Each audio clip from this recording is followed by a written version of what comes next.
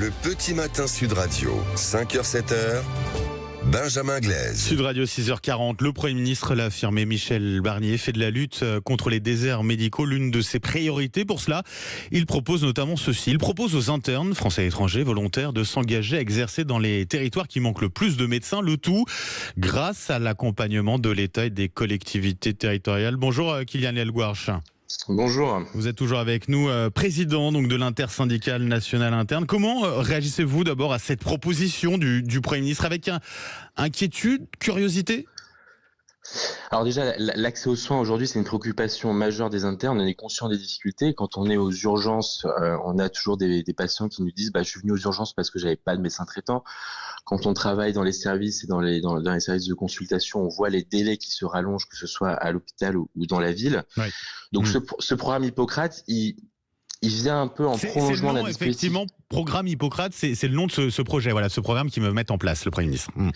Tout à fait. Le programme Hippocrate que le Premier ministre veut mettre en place, ça vient un peu dans le prolongement d'un dispositif qui existait déjà, d'incitation à aller exercer dans les zones sous-denses contre une rémunération mensuelle.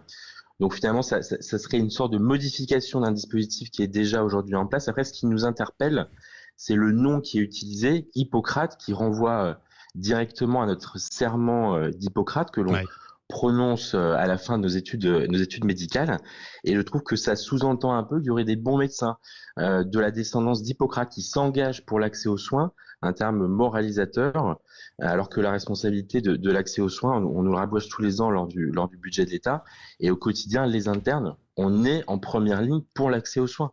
On représente 40% du personnel médical à l'hôpital avec une moyenne de temps de travail de 60 heures par semaine. On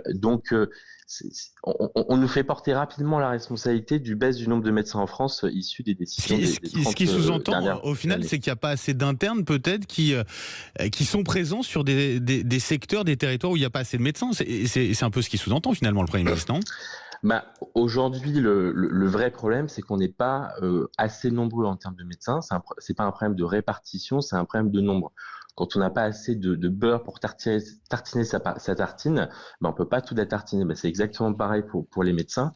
On n'en a pas suffisamment, donc il faut en former plus pour pouvoir permettre de couvrir l'ensemble du territoire français. Après, ça va dans le bon sens, là, le Premier ministre qui annonce, lui, une augmentation du nombre de postes d'internes pour 2025. On va passer de 8 500 à 11 000. Après une baisse cette année, certes, mais ça, c'est rassurant, ça va dans le bon sens.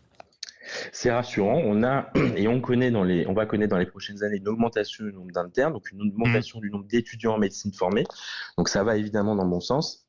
Et l'accompagnement de l'État, on sera évidemment force de proposition pour discuter avec lui de qu'est-ce qu'il y a dans le contenu même du programme Hippocrate pour que ce soit le plus bénéfique possible pour l'accès aux soins. Comment réagissent autour de vous les internes vis-à-vis de cette proposition-là de programme Hippocrate, d'aller dans ces territoires-là où il y a peu de médecins ? Alors déjà, nous au quotidien, en stage, puisque 95% du territoire français est considéré comme un désert médical, on va déjà dans les déserts médicaux. Quasiment tous les stages sont dans des déserts médicaux. Je ne vois pas un endroit où on pourrait dire non, il y a trop de médecins, on pourrait envoyer un médecin ailleurs. J'ai l'impression qu'au final, ce programme-là, il n'apportera rien de plus, quoi. Ce qu'il peut apporter, c'est la connaissance du territoire. Le facteur clé numéro 1 de l'installation médicale, c'est de connaître le territoire. Personne ne va aller s'installer en tant que médecin dans un territoire que je ne connais absolument pas, dont je ne suis jamais venu de toute ma vie. Donc ce qui est important, là où les internes veulent s'installer plus tard, c'est soit un endroit où ils sont nés, soit un endroit où ils y sont passés en stage, où ils ont appris à connaître le territoire, appris à connaître l'offre de soins et où c'était intéressant pour eux de pratiquer la médecine plus tard. Donc là où ça peut être intéressant, un programme comme celui-là, sur la base du volontariat, et ça j'y mets un point d'orgue, c'est important, c'est de pouvoir faire en sorte de faire connaître aux internes, aux futurs médecins, des territoires qu'ils n'auraient peut-être pas découverts autrement. Le volontariat, c'est suffisant ? Est-ce qu'on va pas être obligé aussi un petit peu de pousser certains à y aller ? Le volontariat, c'est important à nos yeux. On n'aura jamais meilleure médecine qu'avec un médecin qui est motivé de s'installer dans un territoire pour prendre soin de son bassin de population.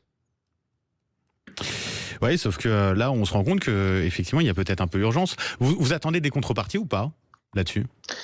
Alors, il faut évidemment des contreparties. Aujourd'hui, elles étaient incitations financières pendant les études. Ouais. Donc, à voir qu'est-ce qu'ils veulent y mettre.